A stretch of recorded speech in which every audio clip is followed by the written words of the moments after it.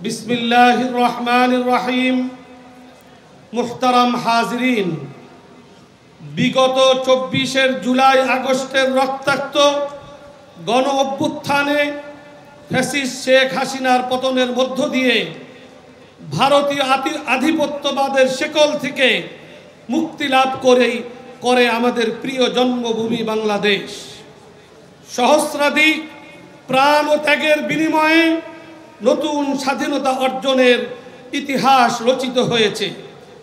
আজকে আমাদের এই মহাসমাবেশ থেকে 5ই মে 2013 সালে শাপলার গণহত্যা সহ জুলাই বিপ্লবের 84 জন মাদ্রাসা ছাত্র ও শিক্ষক সহ সমস্ত শহীদদের স্মরণ করে তাদের মাগফিরাত কামনা করি এবং শহীদ পরিবারদের প্রতি জানাই সশ্রদ্ধ সালাম। আহতদের এবং পঙ্গুত্ব বরণকারীদের জন্য দ্রুত সুস্থতা কামনা করি এবং তাদের প্রতি সমবেদনা জানাই। দেশের চলমান ক্রান্তিকালে কিছু জাতীয় গুরুত্বপূর্ণ বিষয় নিয়ে আমরা আজকের এই মহাসমাবেশে হাজির হয়েছি। এই মহাসমাবেশ থেকে হেফাজতের ঘোষণা আপনাদের সামনে পেশ করছি। 1. নারী বিষয়ক সংস্কার কমিশন ও তাদের কোরআন বিরোধী প্রতিবেদন অবিলম্বে বাতিল পূর্বক আলেম ওলামার পরামর্শক্রমে ধর্মপ্রাণ বৃহত্তর নারী সমাজের প্রতিনিধিদের অন্তর্ভুক্ত করে নতুন কমিশন গঠন করতে হবে। নারীর সামাজিক উন্নয়নে পশ্চিমা মূল্যবোধ নয়, বরং আমাদের নিজস্ব সামাজিক ও ধর্মীয় মূল্যবোধ, ইতিহাস ও ঐতিহ্যের আলোকেই বাস্তবমুখী সংস্কারের দিকে যেতে হবে। 2. সংবিধানে আল্লাহর উপর পূর্ণ আস্থা ও বিশ্বাস পুনর্স্থাপন করতে হবে এবং ধর্মপ্রাণ গণমানুষের ঈমান আমল রক্ষার্থে বহুত্ববাদ নামক আত্মঘাতী ধারণা থেকে সরকারকে সরে আসতে হবে।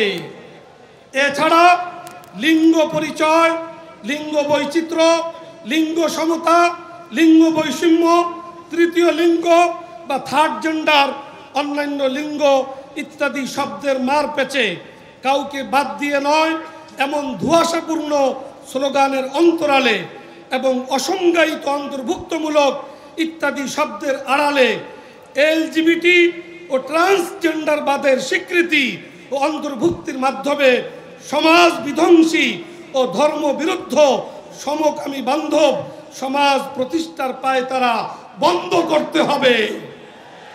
3. শাপলা ও জুলাই গণহত্যার বিচারে গতি আনতে ট্রাইব্যুনালের সক্ষমতা আরো বৃদ্ধি করতে হবে।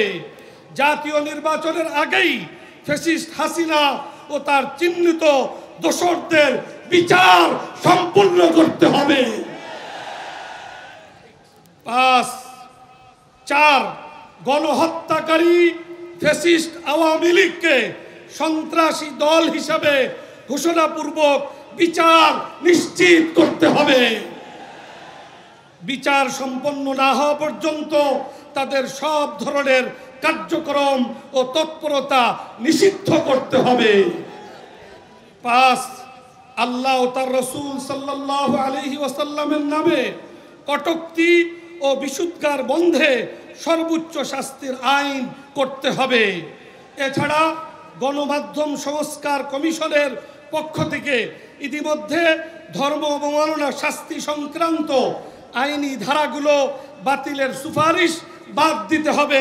এ ব্যাপারে কোনো রকমের ছাড় দেওয়া হবে না। 6. চট্টগ্রামে উগ্র হিন্দুত্ববাদীদের হাতে শহীদ সাইফুল ইসলাম আলিফ হত্যার উস্কানিদাতা চিন্ময় দাসের জামিন প্রত্যাহার পূর্বক তার দৃষ্টান্তমূলক বিচার করতে হবে। 7. ফ্যাসিস্ট হাসিনার শাসনামলে সারা দেশে প্রতিবাদী আলেম ওলামা, মাদ্রাসা শিক্ষার্থী ও ইসলাম মনা তরুণদের বিরুদ্ধে হওয়া মিথ্যা ও বানোয়াট সকল মামলাগুলো অতি সত্বর প্রত্যাহার বা নিষ্পত্তি করতে হবে। গণ অভ্যুত্থানের সরকারকে, সেই সাথে জঙ্গি নাটক বা জঙ্গি কার্ড খেলে বাংলাদেশের ইসলামপন্থী ও আলেম ওলামার উপর যারা গত 15 বছর নির্যাতন ও গুম খুন চালিয়েছে তাদের দৃষ্টান্তমূলক বিচার নিশ্চিত করতে হবে।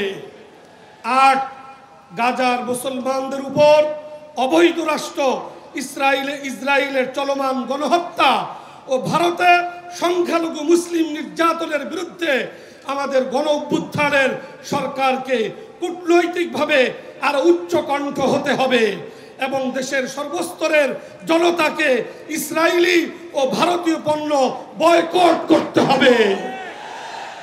9, এদেশ 90% মুসলমানের দেশ, অতএব শিক্ষার প্রাইমারি লেভেল থেকে সর্বোচ্চ পর্যায় পর্যন্ত সর্বস্তরে ইসলামী শিক্ষাকে বাধ্যতামূলক করতে হবে।